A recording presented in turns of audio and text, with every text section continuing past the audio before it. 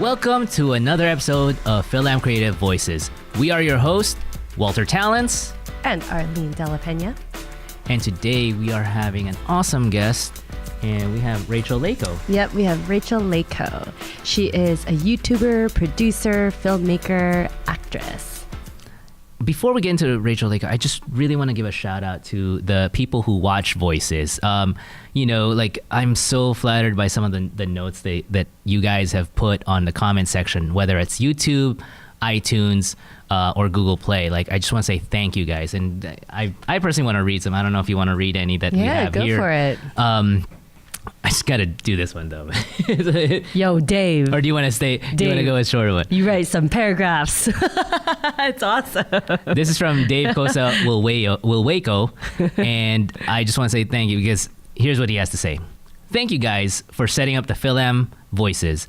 I went to an alumni meetup in LA where they had a bunch of students who recently graduated from my alma mater in San Diego, listening to a panel of successful alumni in the film industry. However, the general makeup of the panel was not diverse. I met a few students that were Filipino but were interested in fields I don't have knowledge on in the entertainment industry. Thanks to this podcast, I am able to share the knowledge of a diverse amount of career paths for those that just graduated and wonder what they should do in the future. What a great timing and moment for Fil-Am Creative to be a voice for the next generation of Filipinos. Dave Cosa Wilwaco. Dave, thank you. Thanks, Dave. I don't know if you want to read any other ones. Yeah, I mean, we have other comments from Angelique. Great video podcast, y'all. From Rachel, I love y'all. I love this, y'all. Manny all the way. I get personal messages from a bunch of other people as well. And so, it's been phenomenal to have all these supporters and people thanking us for our content. So keep on watching, subscribing, and sharing everything that we have to offer, guys. I really like Molly Wang's comment 1 month ago. She goes, woot woot, first. There you go. And then in iTunes, if you want to read that one. Oh, this is from Linzu. Great job, great chemistry between hosts and guests, entertaining and informative.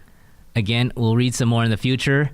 Thank you guys for writing comments. Please continue to write comments on iTunes, on Google Play, and on YouTube, and tell us what you think of the show. And because we appreciate the support, especially you talk about how great Arlyn looks, but mostly just talk about how awesome I am. That's always helpful. Hair for the both of us. Yes. And okay, so going back to Rachel, how you know her pretty well because you've seen her. You've seen some of her shows and on her YouTube, right? Yes. So I was very fortunate enough to see Bicultural, which is a film that she had in Outfest, and it's a phenomenal film. I feel like it speaks volumes to multiple generations and just U.S. wide. I think it's great. We'll have her to discuss a little bit more about it. She has so much to offer you guys. She not only has these wonderful articles and blogs that she's written that's made it onto Huffington Post and other media platforms, but she discusses something that's so important, especially with the recent suicides of Anthony Bourdain. By the way, it's his birthday today. Oh, is it? I don't know if any. Wow. I know we'll have to cut that part. That's okay though. Rest in peace, Anthony R.I.P. Bourdain. Anthony. And Kate Spade. Mm-hmm. And I think it's so important that we discuss things about mental health and how that affects people and how to navigate through that. And especially with being Filipino American, I don't feel like we talk about it as much. Yeah, I mean, I think in just the Asian American or Asian community in general, for sure, it's always been taboo. And as a veteran working with many of our soldiers coming back from theater, from war, I had the honor of serving our country by taking care of all these soldiers coming back and during deployment. And so, mental health, the awareness of it has greatly impacted my life, and I'm sure yours as well, being a veteran and the industry that we're in. It's powerful. Yeah, I mean, I've been fortunate enough to be able to get training and understanding it. My sister had actually, it was one crazy situation, and I don't know if we'll get into it later, but yeah, I ended up having to call one of her friends who was an Army vet, and he was having issues, and he was the way he was acting was kind of scaring her. So, she really asked me to give him a call, and I feel like, just someone to talk to. Like, I think it really helped for him to just talk to me and just be able to relate, because I just feel like it seemed like he wasn't getting that support or just getting to vent with the people around him, because this was like a phone call out in like Virginia or something like that. So, and I've had girlfriends or ex-girlfriends who were bipolar, and like it took a while for me to understand that too. So my journey understanding mental health has been, it's been, I'll admit, it's been difficult because it's one of those things that in earlier years I don't think I really understood it, like. And I can admit that now, like, because I was that Asian American or just that grew up in that Asian culture where you just don't talk about it, or right. You're like, that's just, you just suck it up, right? Right. Yeah, for sure. And I think there's a big cultural shift right now with, millennials especially, and up and coming age groups, where it's okay to talk about these things, and we should, because not every mental illness out there is the same. Everybody has their different variables somewhere within their illness and different challenges. And I think it's great that we're going to be able to discuss these things today with Rachel and talk more about her filmmaking and life in general. Yeah. I'm excited. I'm so excited to have Rachel, you guys. And after a word from our sponsors, we're going to come back with Rachel Leyco, and we're just going to have an awesome conversation with her. So come back. This episode is sponsored in part by Pizza Rev. Pizza Rev serves award-winning oven-fired personal pizzas customized by you. Choose from a variety of thoughtfully sourced ingredients from locations all over Southern California and nationwide. Or heat up your next meeting, event, or podcast taping with Pizza Rev Catering. Pizza Rev. Eat well, be full, be revolutionary. This episode is sponsored in part by Cafe 86. Cafe 86 specializes in tea, coffee, and desserts, featuring ube, the distinctly purple Filipino yam. Come into any of Cafe 86 locations in Southern California and the newly opened location in Las Vegas, Nevada. Try their ube cracked cheesecake, turon pie tarts, and Voices crew favorite ube leche flan cupcakes. Cafe 86, tea, coffee, and all things a la mode. And welcome back to Fil-Am Creative Voices. Shout out to our sponsors, Cafe 86 for the lovely desserts. And Pizza Rev for the awesome pizzas. Yum. And as you guys can see, we are joined by Rachel Leyco, filmmaker, YouTuber, actor, and producer. Thanks for having me, guys. That was a lot of titles. Thank you. Just gonna scroll. All of them. This whole thing is produced by me too. Yeah. Yes. Damn. Just kidding. Lady You guys are doing great. Roddy's been replaced. We still love you, Roddy. Last time I saw you, I think, was the Kali clash, right? Oh my gosh, yes. Oh my Wait, God, I was you going to did ask you it? about that actually. Yes, Kali is so fun. He's a great instructor actually. Yeah. Oh, thank you. Was it hard? No, it was really fun. But I mean, I only took one class, but I'm planning to come back actually. I really want to awesome. take it.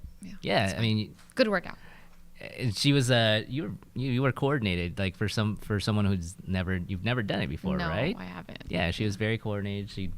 She followed instructions well. So I because it's amazing, because you'll be surprised how difficult people find it sometimes, because I mean, it looks hard. I'm sure when it's like more advanced, it gets harder, right? yeah, and I think because it gets into people's head, because there's geometry and math involved Well, in yeah, the way, and like you have how to use angles. like everything. Yeah. Yeah, and you're using your hands and feet, It's and people fun, get though. thrown. So you can fight. Yeah, you want to see? Yeah, I do. She'll cut somebody. Start with Walter. So yeah, well, let's change subjects then. And, enough about violence. Let's talk about your films. Let's start with bicultural. Okay, bicultural. How's that going? Where's that playing, or where is it going to play? Currently, so yeah, we are sort of wrapping up our film festival circuits run. I plan to end it around October, which is kind of our anniversary because it's been like 2 years since we've wrapped filming, a year on just a festival run. I'm so blessed and so fortunate that it was playing in London recently, at their biggest LGBT film festival there. Nice. And then, last year it was at Outfest and was in numerous other like Asian American film festivals around the country. And right now it is streaming on Revry, which is an LGBTQ streaming service. So if you guys want to check that out, it is on Revry and possibly on Seed and Spark soon too. Oh, cool. So, Wow. No, for the people, can you give a quick synopsis? Yes. So Bicultural is pretty much my coming out story, but even more like dramatized. Not everything there is like true.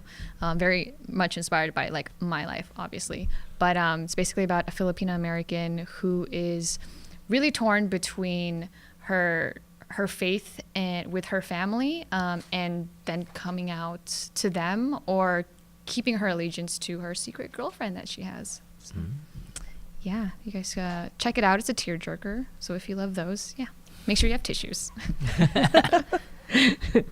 Has your family seen Bicultural yet? No. They know about it. They definitely know about it. I have yet to like show my mom because I don't know. I kind of don't want her to see it. But if she asks me, like, I'll show her. But she hasn't, so that's fine. It's totally okay. Because you said it's very close to how you personally came out. Sort of. So like, actually, I mean, this kind of ties in with my mental health journey as well. They're all kind of like aligned, obviously.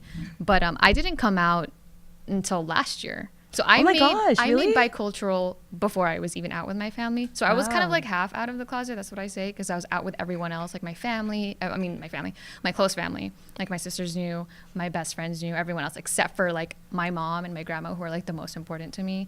Obviously, those are like, the closer they are, it's like harder to come out. But I have like this running joke with my friends that I came out like I had to come out like 3 different times because. So first was I had to come out as an artist because my mom is a registered nurse, and of course she wanted me to follow her path. And my first year in school, I actually was trying to pursue nursing. Yeah. And then like after my first semester, I said, no, I can't do this. I hate blood. I don't know why I don't know why I thought I could be a nurse, but I was just doing it for my mom. So I came out to her like, I can't do this. I want to be an actress. I want to be a filmmaker. I want to tell stories. So finally she was like, okay with that. Thank God. And then the second and third time, fast forward like a few years later, I came to terms with my sexuality. I'm bisexual. And, that was something that I really struggled with, and that affected my mental health as well. I grew up in the church. So of course, that was like very much, frowned upon. So I had to deal with that, with my mental health, coming to terms with myself and accepting that. And then last year I was diagnosed with bipolar 2, different from bipolar 1. And I was still closeted. Like I still hadn't come out to my mom that I was bisexual. So there were like 2 things, okay, great. Now I have these 2 big like burdens that I need to, face. And, obviously like for me, it was like, I was very afraid of that. How did you overcome that? Because that's like astronomical. Yeah, that's huge. Right. It was tough. It was difficult. Like last year, honestly, was one of the worst years of my life. Like to be honest, it was just very much a roller coaster. Like first of all, me dealing with, because last year I really planned to tell my mom about my sexuality, and then early on in the year, I think it was like March, is when I got diagnosed with bipolar disorder because of the fact that I was just having really extreme mood swings, and I was like in the worst depression of my life. And I realized like, this is not just a regular, at first I was like, throughout my life, I've had these extreme mood swings, but I thought, oh, you know, especially as a teenager, I thought, oh, it's just me being a teenager. Like I'm having mood swings, hormonal changes, whatever. But like they persisted, these cycles of like ups and downs. And then, yeah, so I got to a point last year, I was like, I think I need to see someone. I need to, like, what is going on here? But yeah, so then that happened. And then, which it sucked the way that I didn't really come out to my mom because she found out that I had bipolar. Oh gosh, it was like the worst. So I was visiting home and I was taking my medication and she was, I was sleeping. It was like in the morning and then she was borrowing my car. So I left my medication in my car. Oh my God, don't do that, guys. I left my medication just out on the open there. And then she like barged into my room and was like, what is this? Oh my God. Like waving my medication in the air. And I'm just like, what's going on? I'm like waking up and she's like, is this yours? Like it has your name on it. And I was like already I was getting so anxious and I was already planning to lie to her. Be like, I don't know what that is. Like, whose is that? But I couldn't because my name is on it. And isn't she a nurse? So like she's right. And so I obviously couldn't lie to her. So I just said, yeah, that's mine. I was just, diagnosed with bipolar. And there was like this just silence. And I knew that at that moment she was just like, shocked. My mom is someone who like doesn't really show her emotions. Obviously, like we don't talk about that in my family, and right. especially in the Asian American community, like it's so taboo. Now, was she more shocked that you were bipolar or that you didn't tell her? I think both for sure. I mean, like, as a mother, I'm sure like she, first of all, like would not have even like thought that. Of like, or as a mother you wouldn't want that for your kids, obviously. So I think she was both like shocked that I had that and shocked that I like kept that from her. And I mean, is it something that's like that's already like in the family, that in the past they've had to address in the past, or something unique? I wish I knew, because I mean that's the thing is like I don't know my family's mental health history because we don't talk about it. Like I know for sure though that my mom also has like struggled with depression and my dad has had issues of his own, but like it was never discussed. You could probably see the effects of it, but like we were just, it's a shame, right? It's so stigmatized. Where's home for you? My family is in Eastvale, which is like Inland Empire area, like next to Riverside. Gotcha. Whenever I say Eastvale, nobody knows. Yeah, I was like, what? Next to like Cowtown. It's Cowtown. But yeah, so that happened, and like I had this whole plan of like coming out as bisexual first because I thought that was going to be harder. I was wrong. It's like totally flipped. They're like totally okay with me being bisexual. I was like, oh, thank God, like that's great. But I thought like I was having like this big scene in my mind, like, oh my God, this is what's going to happen. They're going to disown me, blah blah blah. But then it was so flipped, and that to me was so interesting, and so like the fact that then I when I was like reflecting back on it, it kind of does make a little bit more sense in my mind of like why my mom would react to me being bipolar worse than like me being bisexual, because I think for her, it kind of reflects on her parenting, or so she thinks that it reflects on like, oh, did I raised my daughter wrong in a way, And I think a part of it as a parent, because my son is 4.5 right now, right? Oh. And like, I mean, like the world is his for the taking. Yeah. And I don't know if I would question parenting. I think as a parent, I would think more so, how did I not know? How come I don't even know my own child? Definitely. And I think that is like something that would like kill me. Vincent, don't ever lie to me. I will find out. I will find out first. Well, that's the thing is like in our community in Asia, specifically for like communities of color too, where this is so taboo. The thing is like we don't talk about it within our own families enough, and I think like that's where it starts. But that's the hardest, right? Because it is like it's easier for me to like open up to my friends about this stuff, and which is great. But then like it's so different when you're able to like go to your mom or go to your dad or grandparents, whatever, to like actually talk about your feelings, and we don't show it, we don't talk about it enough. And I think that's why like, for me, it was so difficult to like really understand I think that's why it took me so long to understand what exactly it was that I was going through. If I like kind of knew symptoms, or I knew anything about mental health, I probably would have like looked for help, professional help earlier, but I didn't, until my early 20s. And there is a big difference with bipolar 1 and bipolar 2. Mm-hmm. And because I feel like the folks that I know who have bipolar 2, they definitely can mask it a lot better than somebody with bipolar 1. Yeah. And so like some of the differences is that like the mood swings are in bipolar 2 are not as Dramatic. they're not as like at the opposite ends of the spectrum, right? And so like it's like a hypomaniac that you get with bipolar 2. So like so you're talking about like the swing? right. So like so when someone's in their manic phase, I mean like it's so uncontrollable, like that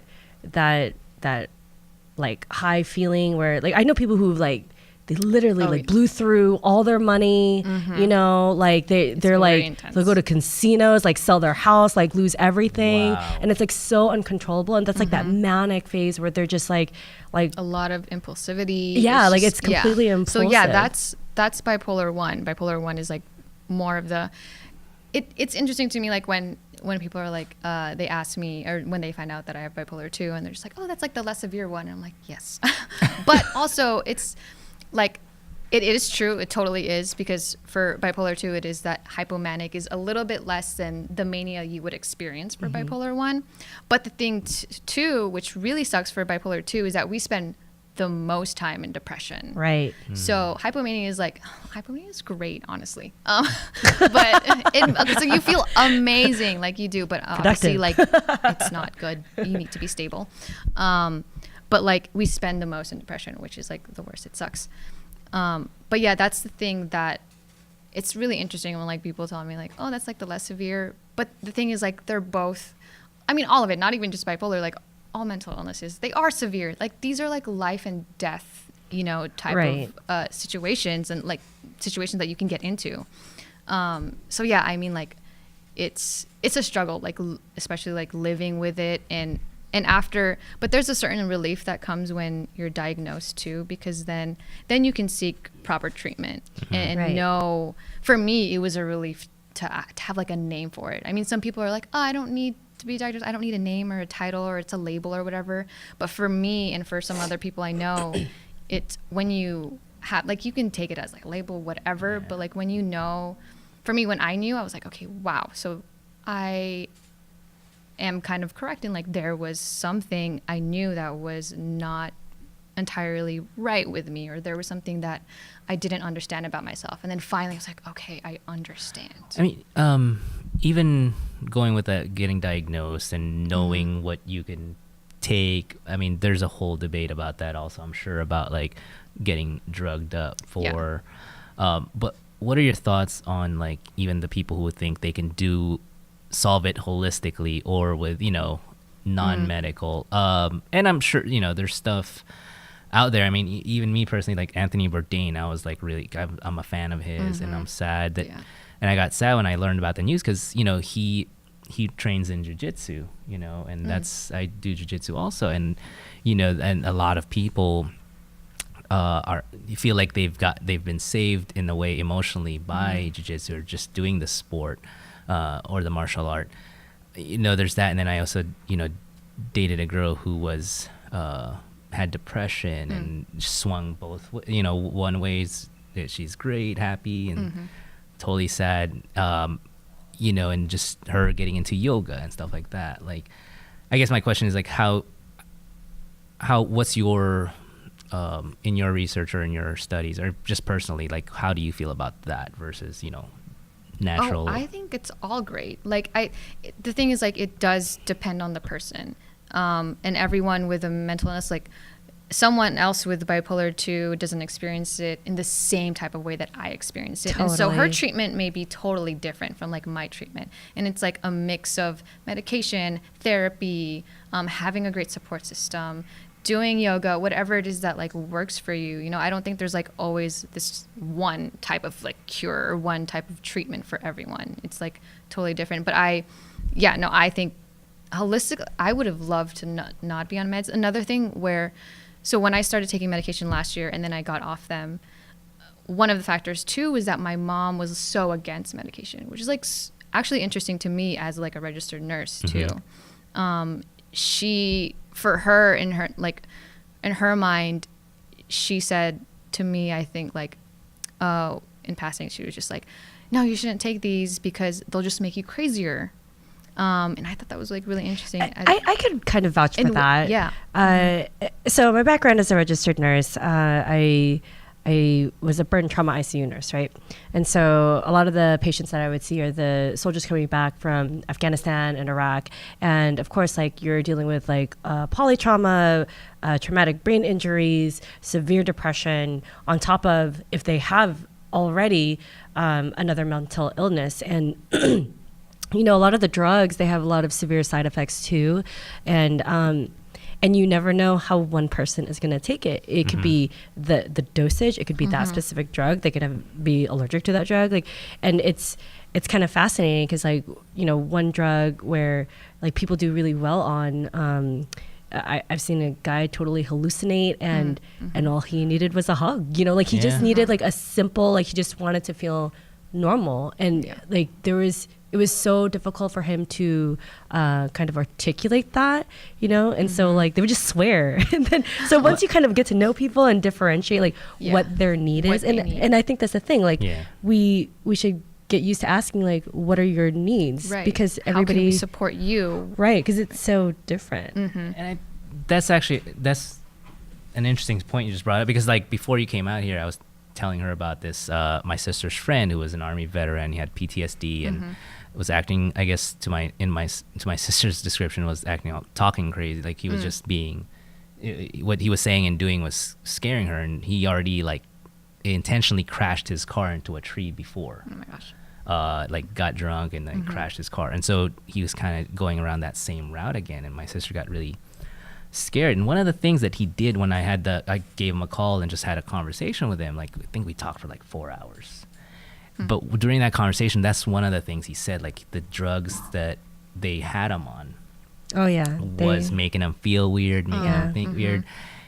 And, you know, and I think it was that, just talking about it and letting someone listen to him, or like a fellow veteran listen to him, I think made him feel better, helped calm him down. And, you know, just, and to me, I was just like, I told him, like, I'm not a doctor. I can't really speak for the drugs, but, you know, if you feel that way, you know, then you have to figure out how to make it work. And, you know, it was just a long conversation, but that's a really interesting point that you bring up.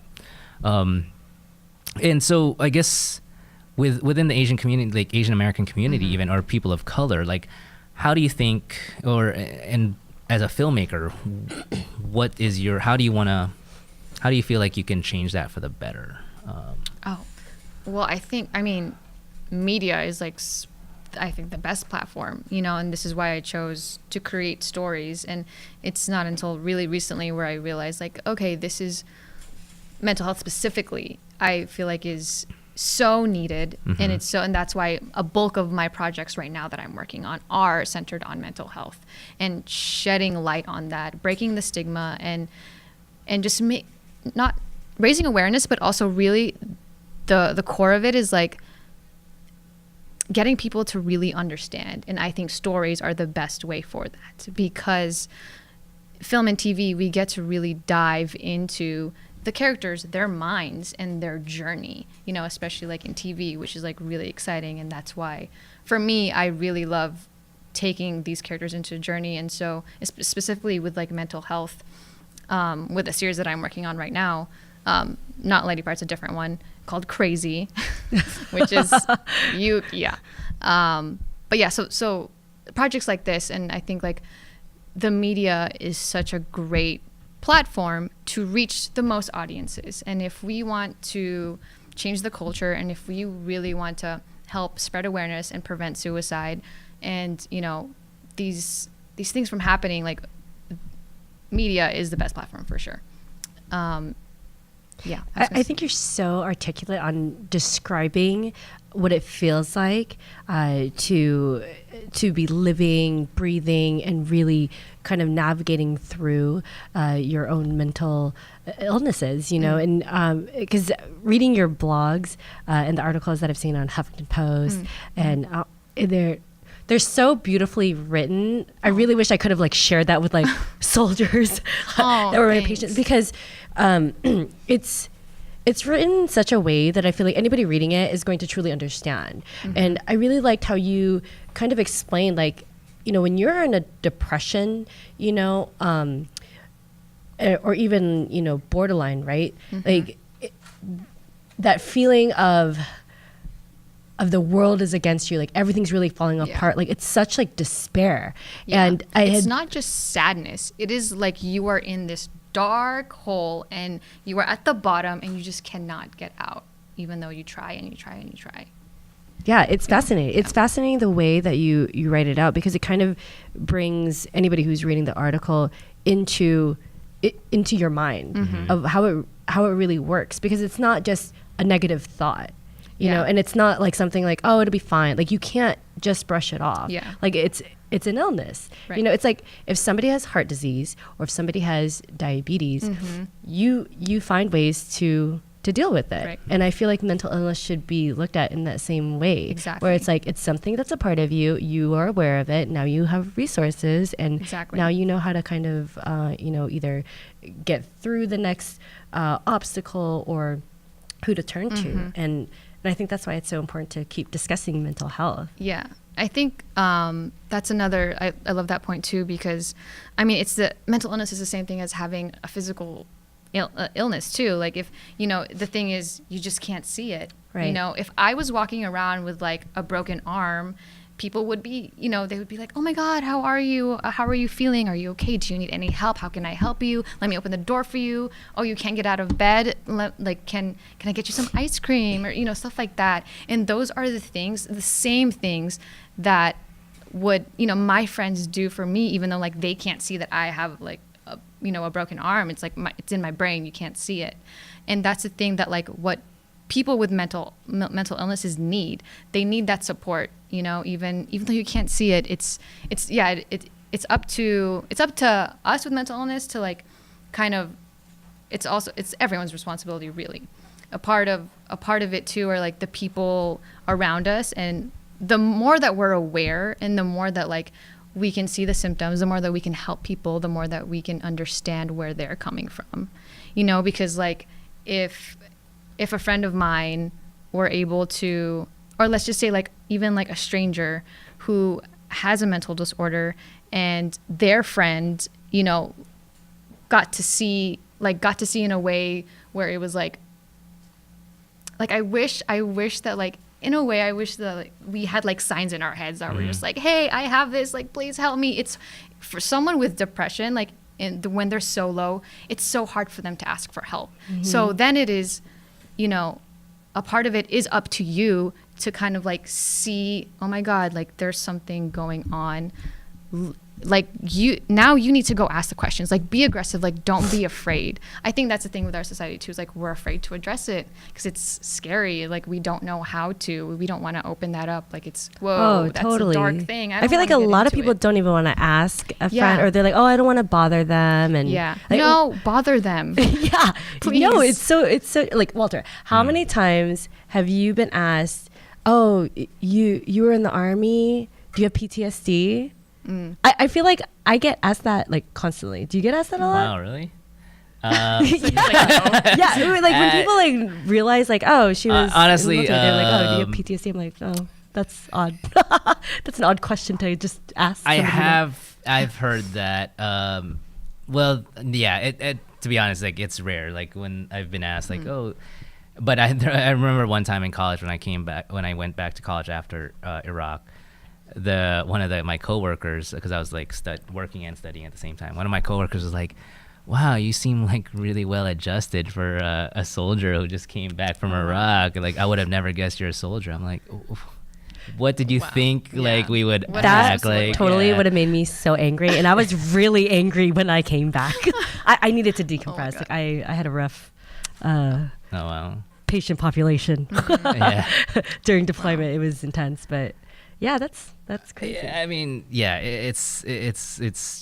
I think there is that stereotype, which is, and this is, I'm gonna come from a different part on this. Is like I feel bad in a sense too, because like there's almost a stereotype that like just because you're a soldier you have PTSD, Right. which is kind of like, it's great that we're addressing it, but I feel like there's also that other part that like now everyone's gonna stereotype soldiers or veterans that, oh, you're a veteran, you must have some form of PTSD.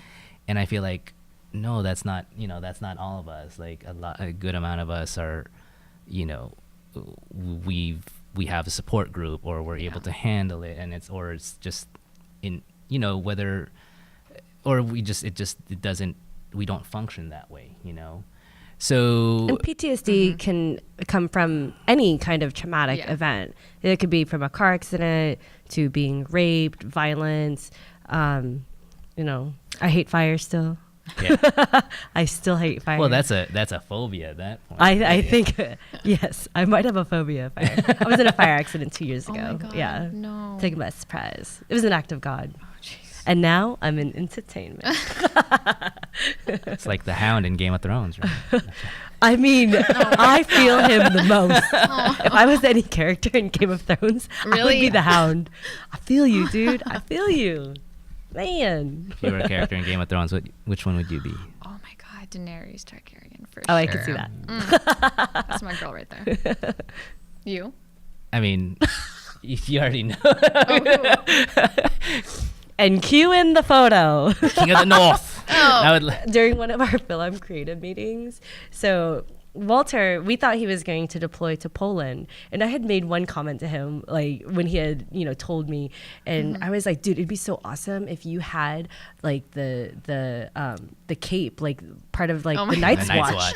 And I was like, dude, if you wear that over your uniform and take a photo in the middle of nowhere Poland, I would be so That would happy. be amazing. And so, It was so we talked about it awesome. once, and then months later, right? Like maybe 2 months Yeah, later. You took a 2 photo? months. Like, I had a costume made, and he had no idea. And then Yeah. during the Fil-Am creative meeting, I was like, Walter Talon, step up. And we Oh my knighted him. God. Like we played the theme song and everything. It was The absolutely Lord. That's amazing. I need Commander. to see that. You need to show me. I'm sure Rodney will pull it up here Yes, somewhere. yes, I have a boomerang. No, I really appreciated you for that, and I was just Yes. sad that it didn't happen, because for not on my part, it's somewhere. You have an awesome Halloween costume now. Yes, and I actually have a sword that I can Oh, I'm attach so with jealous.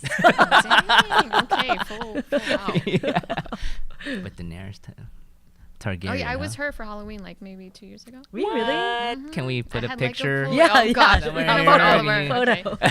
Game of Thrones. It's gonna be awesome. You had the blonde hair and everything. I did. Yeah, I had a blonde wig. Wait, which costume were you?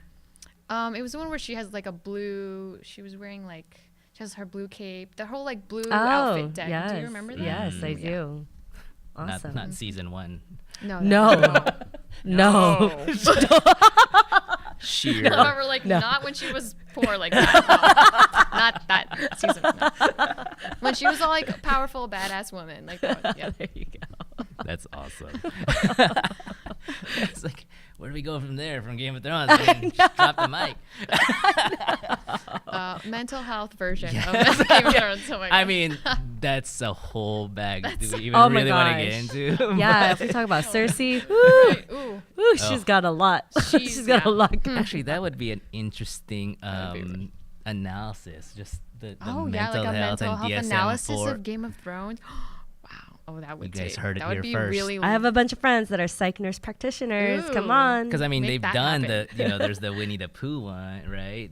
What? Like, yeah, Winnie the Pooh is like a DSM-4 like analysis of like. Wait, kind I of- saw this. There was like an Instagram, Yeah. like not a meme, but a graphic thing of like the different The Winnie the different- Pooh characters. Oh, different the mental characters. health Oh, okay. I was like, all in problems Winnie that- the Pooh. He's like so bubbly. Well, yeah, he has a mental health also. What's his I thing? forgot I can't exactly remember. I just remember Igor's depression. Igor's Oh, yeah, depression. for sure. Tigger Oh my is gosh. Tigger's ADHD. No, or Tigger bipolar or ADHD. One of I could those see. two. Yeah. I But could see Tigger's, either. Yeah. And then Which one was Winnie the Pooh? because he's like gluttonous. It's like something to do with this. He's An narcissist? eating disorder, right? I think yeah. Might be. No, honey. That's what Wait, I that's didn't what- make this meme thing. We'll show it too. We'll have to- We'll show yeah, it here. Cue Yeah. the meme. But it was an interesting like that article. was So I'm interesting. pretty sure I can't imagine a Game of Thrones one. So yes, There would be, oh gosh, there's so many characters too. it's a far tangent. Analyze that. Yeah. Make I mean, that it would meme. be great because then everybody would talk about it more. You Sure, know? make that meme. Yeah. There you go. Actually, what I wanted to bring was like, how do you feel like? I mean, because I've also come to realize too that aside from Asia or being Asian, like we don't talk about mental health, but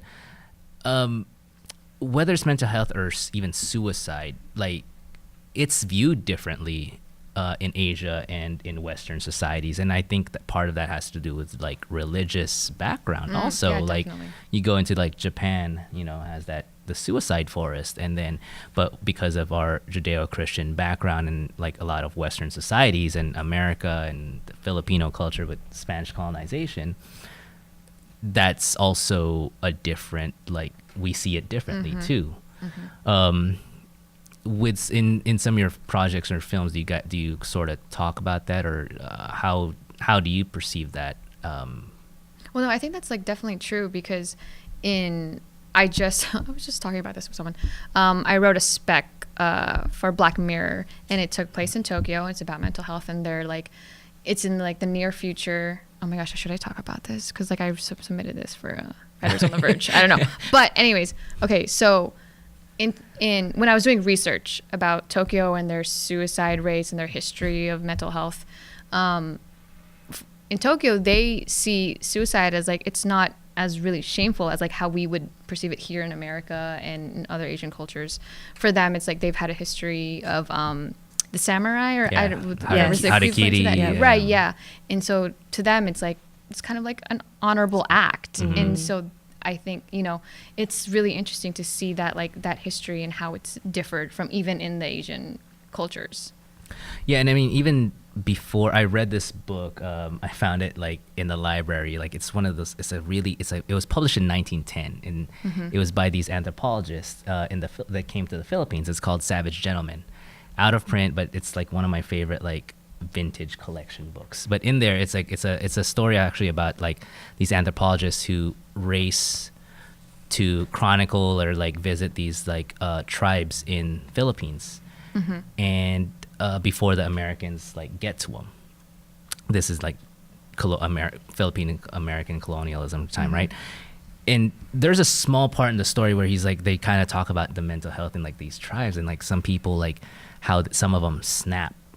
And it really it just stuck with me, like because the anthropologist was talking about like, yeah, and this one tribe, like they tell the story of this one guy who just gets up from a tree and like picks up his bolo or machete and just like attacks someone from his tribe for no reason. And they were just like, even then there was some form of like just mental health problems or issues or that, and even those anthropologists were like, we don't understand what's going on or like how this came about, and I have to go back to the book, but I mean even then they were just really perplexed, and I can't even imagine the tribe itself, like how they viewed, it was kind of fascinating. Like I wondered like how they would treat something like that, and I think they talked about like what they did with the guy afterwards. But What is this called? Savage Gentleman. Savage Gentleman. I'm gonna check that out. That sounds interesting.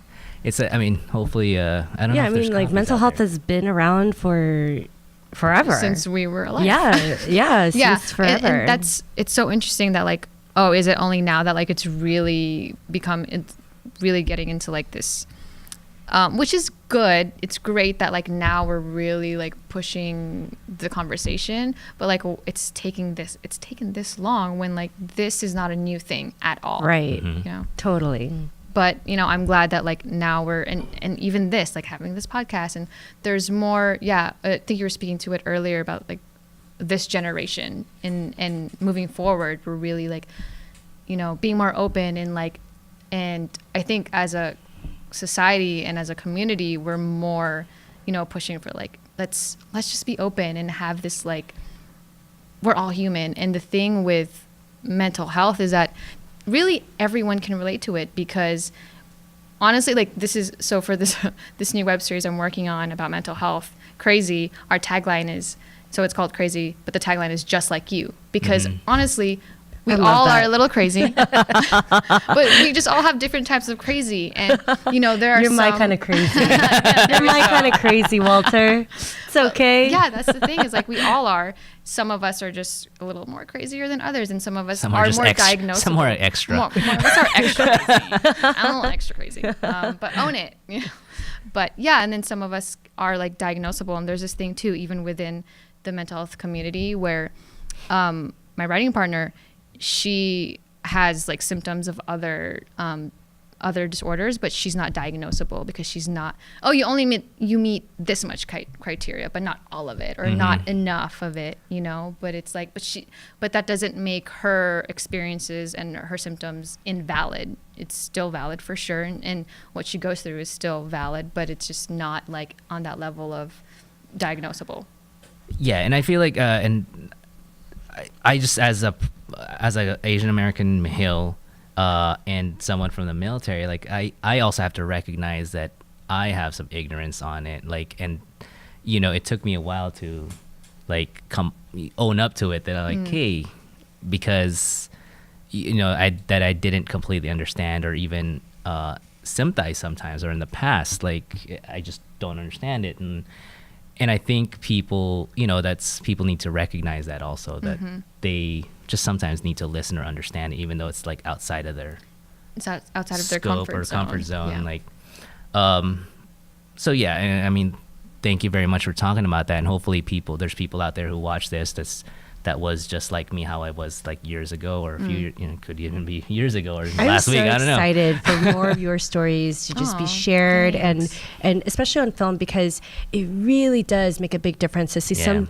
like, a story of quality, not something cheesy or stereotypical. Like, I can't even tell you how many war films I've seen where it's like, they're walking through and like, oh, what's cereal in the grocery store? It's like, dude, we eat more than just cereal, guys. It's like, I don't know. It's just, it's so frustrating to have all those stereotypes. And so please keep making more content. We would love to share it with everybody.